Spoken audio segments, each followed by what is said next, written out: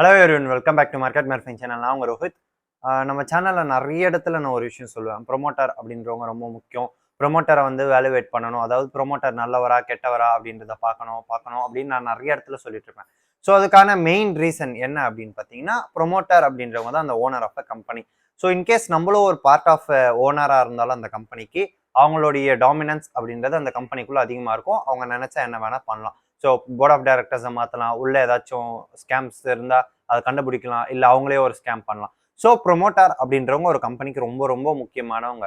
So நான் அதில் என்ன சொல்வேன் அப்படின்னு பார்த்தீங்கன்னா, ப்ரொமோட்டர் இதோடைய ப்ரொமோட்டர் வந்து டாட்டா, ஸோ குட் அப்படின்னு சொல்லிட்டு நான் சிம்பிளாக முடிச்சிருவேன். பட் அந்த சிம்பிள் அவ்வளோதான், ஓகே டாட்டா அப்படின்ற அளவுக்கு நான் சொல்றதுக்கான ரீசன் அவங்க வந்து நிறைய பண்ணியிருக்காங்க. ஸோ டாட்டாவா ஓகேப்பா அவ்வளோதான், அதை தாண்டி நம்ம பெருசாக ப்ரொமோட்டர் பற்றி அனாலிசிஸ் பண்ண தேவையில்லை. ஏன் அப்படின்னு பார்த்தீங்கன்னா, அவங்க வந்து ரொம்ப ரொம்ப லாயலான ஒரு ஃபேமிலி. கிட்டத்தட்ட 150 இயர்ஸ் ப்ளஸ் ரன் பண்ணிட்டு இருக்காங்க.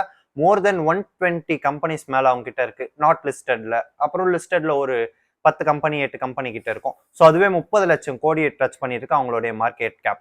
ஸோ இப்போ வந்து இந்த அளவுக்கு ஒரு பிஸ்னஸ் பண்ற ஒரு கம்பெனி எப்படி இவ்வளோ லாயலா இருக்காங்க, எந்தெந்த இடத்துலலாம் அவங்க லாயலா இருக்காங்க, ஸோ இவங்களை வச்சு மற்றவங்களை எப்படி நம்ம வேல்யூவேட் பண்ணலாம், எக்ஸாம்பிள் சொல்லி நான் இந்த வீடியோவில் சொல்லலான்னு இருக்கேன்.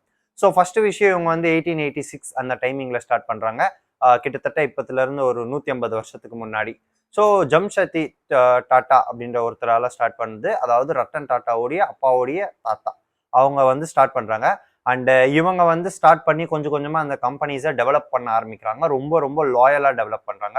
ஸோ அவங்களுடைய பிஸ்னஸ் கொஞ்சம் கொஞ்சமா டெவலப் பண்றாங்க. நீங்க இப்ப பாத்தீங்கன்னா, நீங்க வந்து Dhirubhai Ambani and Reliance family, other than that நீங்க நிறைய ஃபேமிலி எடுத்து பாத்தீங்கன்னா 100 வருஷம் மிஞ்சி போன அதிகபட்சமே 100 வருஷமா தான் ரன் ஆயிட்டு இருக்கும். பட் அவங்களுடைய நெட்வொர்த் அண்ட் அவங்களுடைய இதெல்லாம் மார்க்கெட் கேப்லாம் பார்த்தீங்கன்னா ரொம்ப ரொம்ப ஹையா இருக்கும். பட் இவங்க அப்படி கிடையாது. ஒன்னொன்னு பண்ணாலும் ரொம்ப வேல்யூவேஷனா இருக்கும். ஸோ இப்போ இவங்க இத்தனை கம்பெனி வச்சிருக்காங்க. ரிலையன்ஸ் அதாவது ஒரு 7-8 கம்பெனி கிட்ட இருக்கு. அது ஒரே கம்பெனியா மெர்ஜ் பண்ணி ரிலையன்ஸ் பண்ணிட்டு வந்துட்டு இருக்காங்க.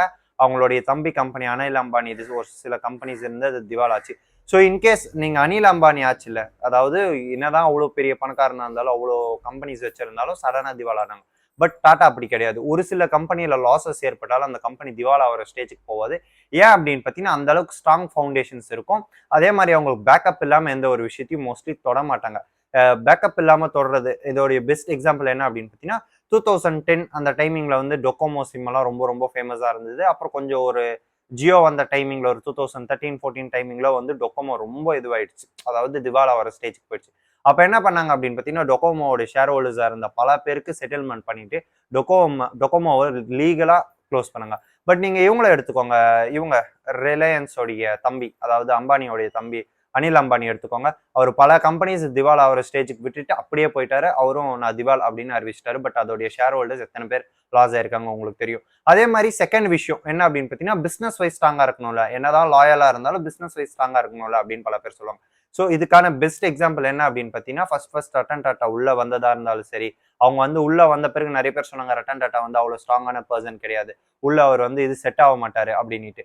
பட் அவர் வந்த பிறகு பல பிரச்சனைகள் உள்ள நடந்தாலும் அதை கரெக்டாக மெயின்டைன் பண்ணாரு. அந்த 1993ல வந்து இண்டிகா பிளான் பண்ணாரு, நானோ. ஸோ அது ஃபெயிலியர் ஆச்சு. பட் ஸ்டில் இன்னும் டாடா மோட்டார்ஸை டெவலப் பண்ணிட்டே வந்தாரு. 2018ல ஜேஎல்ஆர் லேண்ட் ரோவர் அப்படின்ற 2 கார் கம்பெனிஸை ஃபோர்ட் கிட்ட இருந்து வாங்கினாங்க. ஸோ அந்த மாதிரி பல விஷயங்கள் இவங்க ஸ்டில் பண்ணிட்டு தான் வந்துட்டு இருக்காங்க. ஸோ ஒரு பிஸ்னஸ் வைஸா இருந்தாலும் இப்போ ஹேர் இந்தியா வந்து டாடா கம்பெனிஸ் கிட்ட வந்துருச்சு அப்படின்னு சொல்லுவாங்க. பட் அது வந்து 75 இயர்ஸ் முன்னாடி ஜேஆர்டி டாட்டா, அதோட ரத்தன் டாட்டாவுடைய அங்கிள் ஸ்டார்ட் பண்ண ஒரு கம்பெனி. ஸோ ஒரு ஞாபகார்த்தமா அதை வந்து வாங்கி வச்சிருக்காங்க. ஸோ லாயலா இருந்தாலும் சரி, அவங்களுடைய பிஸ்னஸ் மாடல் இருந்தாலும் சரி ரொம்ப ஸ்ட்ராங்கா இருக்கும். அண்ட் இப்போ வந்து நிறைய பேர் சொல்லிட்டு இருக்காங்க, அவங்க வந்து ஃபியூச்சர்ஸ்ல வந்து இப்போ ரத்தன் டாட்டா கிடையாதுன்னா அப்புறம் யார் அதை மெயின்டைன் பண்ணுவாங்க அப்படின்ட்டு. ஸோ ரத்தன் டாட்டாவுடைய தம்பி பசங்க 2 பேர், 2 பசங்க ஒரு பொண்ணு இருக்காங்க. ஸோ அவங்களும் இதுல இருக்காங்க, பிஸ்னஸ்ல இருக்காங்க. பட் எப்பவுமே டாடா ஃபேமிலியை பொறுத்த வரையும் ஒரு டாப்ல, அதாவது எப்படி சொல்றது, ஃபேமிலி கம்பெனியா ரன் பண்ண மாட்டாங்க. அது ஒரு லீகல் ப்ரொஃபஷனலி ரன் கம்பெனி மாதிரி தான் ரன் பண்ணுவாங்க. பட் ப்ரொமோட்டர் வந்து டாட்டாவா தான் இருப்பாங்க. நீங்க இன்கேஸ் ரிலையன்ஸோட போர்டு எடுத்து பார்த்தீங்கன்னா, ஃபுல்லா அவங்களுடைய ஃபேமிலி, அவங்க பெரியப்பா சித்தப்பா பசங்க அப்படின்னு மாத்தி மாத்தி இருப்பாங்க. பட் டாட்டாவோட போர்டு எடுத்து பார்த்தீங்கன்னா அந்த மாதிரி யாருமே கிடையாது. ஸோ ரத்தன் டாட்டா ப்ரொமோட்டரா இருப்பாரு. பட் போர்டு வந்து டிஃப்ரெண்டா இருக்கும். அதோடைய சேர்மேன் ஒருத்தரா இருப்பாங்க.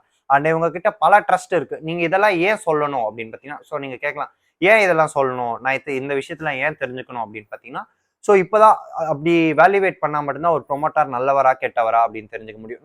நான் நிறைய இடத்துல சொல்லியிருப்பேன், ப்ரொமோட்டரை வேல்யூவேட் பண்ணுங்க, ப்ரொமோட்டரை வேல்யூவேட் பண்ணுங்க. ஸோ ப்ரொமோட்டர் எப்படி வேல்யூவேட் பண்ணுறதுன்னா இப்படி தான் வேல்யூவேட் பண்ணும். ஸோ அவங்க பிஸ்னஸ் எப்போ ஸ்டார்ட் பண்ணாங்க, ஸோ ஒரு ப்ரொமோட்டர் வந்து எப்போ பிஸ்னஸ் ஸ்டார்ட் பண்ணாங்க, அவங்க எப்படி டெவலப் பண்ணாங்க, அவங்க வந்து ஒரு சில கிரைசிஸ் வந்தப்போ அதை எப்படி ஹேண்டில் பண்ணாங்க, அவங்களுக்கு வந்து ரொம்ப திவாலா ஒரு ஸ்டேஜில் போனப்போ எப்படி செட்டில்மெண்ட் பண்ணாங்க, ஸோ ஷேர் ஹோல்டர்ஸ் எப்படி ட்ரீட் பண்ணாங்க, அண்ட் தென் பிஸ்னஸ்ல இருக்கிற ஒர்க்கர்ஸ் எப்படி ட்ரீட் பண்ணுறாங்க அப்படின்னு பல விஷயங்கள் இருக்கு. இந்த ஒர்க்கர்ஸ் ட்ரீட்டிங் அப்படின்னு சொன்னோன்னே எனக்கு ஒரு ஞாபகம் வருது. இப்போ ரீசெண்டாக நிறைய பேர் லே ஆஃப் பண்ணாங்க பல கம்பெனிஸ்ல இருந்து. பட் டாடா டிசிஎஸ்ல இருந்து யாருமே லே ஆஃப் பண்ணல. ஐடி கம்பெனிஸ்ல இருந்து பல பேர் லே ஆஃப் பண்ணாங்க. பட் டிசிஎஸ்ல இருந்து யாருமே லே ஆஃப் பண்ணல. நார்மல் லே ஆஃப்ஸ் நடந்துட்டே இருந்தது. அதாவது எப்பயும் போல வருஷத்துக்கு இவ்வளோ அதாவது பண்ணுவாங்கல்ல, ஸ்கில் இல்லாத பீப்புள்ஸ் எல்லாம் எடுத்துட்டு இருப்பாங்களோ ஒரு சில ஐடி கம்பெனிஸ்ல இருந்து. ஸோ சேம் அது மட்டும் தான் பண்ணாங்களே தவிர்த்து இந்த ப்ரெஷர்ஸ்னால, அமெரிக்காவில் இருக்கிற ட்ரேட் ப்ரெஷர்னால, இந்த கரன்சி ருப்பி ப்ரெஷர்னால யாருமே நிறைய கம்பெனிஸ் ஐடி கம்பெனிஸ் அவங்கள எடுத்தாலும் பட் டிசிஎஸ்ல இருந்து யாரையுமே லே ஆஃப் பண்ணல. அண்ட் யாரையுமே இன்னமும் லே ஆஃப் பண்ணல. ஒரு சில வேற டெக்னிக்கல் ரீசன்ஸ்னால ஒரு சில பேரை லே ஆஃப் பண்ணியிருக்காங்க. அண்டு இன்னொரு விஷயம் டாட்டாவை பற்றி ரொம்ப ரொம்ப நிறைய பேருக்கு தெரியாத ஒரு விஷயம் என்ன அப்படின்னு பார்த்தீங்கன்னா, அவர் ரொம்ப சிம்பிளிசிட்டி. அதாவது நிறைய பேருக்கு தெரியாது அப்படின்னு.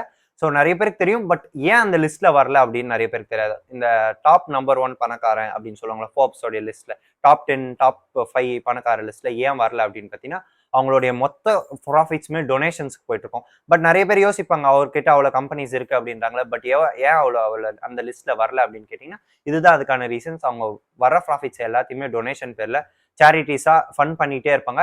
கிட்டத்தட்ட 140 பில்லியன்ஸ் பிளஸ் அவங்க டொனேட் பண்ணியிருக்காங்க டாடா ஃபேமிலி மட்டும். அவங்களுடைய தாத்தா ஜம்ஷெட்டி டாட்டால இருந்து இப்போ வரை நீங்க கால்குலேட் பண்ணீங்கன்னா அது ஹிஸ்டரியிலேயே நிறைய டொனேஷன் கிட்டத்தட்ட 200 to 250 பில்லியன்ஸ் கிட்ட வந்துட்டு இருக்கு.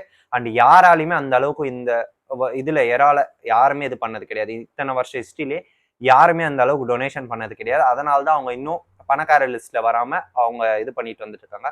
ஸோ இதுதான் ஒரு ப்ரொமோட்டர் எப்படி இருக்கணும். ஸோ டாடா குரூப்னா ஏன் அவ்வளோ ஸ்ட்ராங்கா இருக்கு, நான் எதுக்கு டாடா குரூப் அப்படி ஓகே நான் வாங்கிடுவேன் அப்படின்னு சொல்றேன்.